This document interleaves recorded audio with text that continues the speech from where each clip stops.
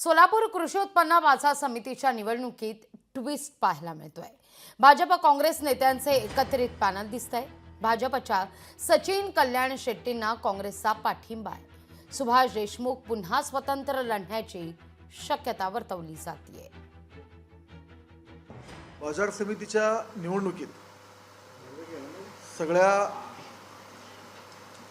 कुठलाही राजकीय गट तडचा विचार न करता कृषी उत्पन्न बाजार समितीच्या निवडणुकीत आम्ही सगळेजण एकत्र आलेलो आहोत आणि आम्ही या निवडणुकीत माननीय मुख्यमंत्र्यांच्या नेतृत्वाखाली ही निवडणूक लढवतोय आणि निकालानंतर सुद्धा जे काही पुढचे निर्णय असतील ते माननीय मुख्यमंत्र्यांच्या नेतृत्वाखाली किंवा त्यांच्या ज्या सूचना येतील त्याप्रमाणे आम्ही लढवायचं ठरलेलं आहे आणि ह्यासाठी सगळ्या पक्षातील नेत्यांची सुद्धा एकवाक्यता आमच्यात आहे। आम्हाला रिस्पेक्ट आदर मुख्यमंत्र्यांबद्दल आहे।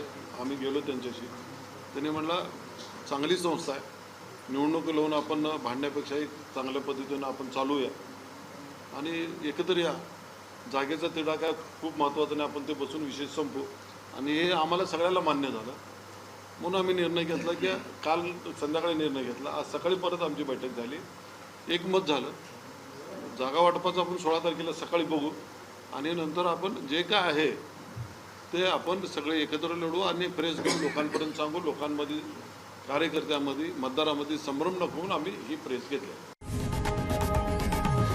लोकशाही मराठी ऐका, पहा, जागरूक रहा।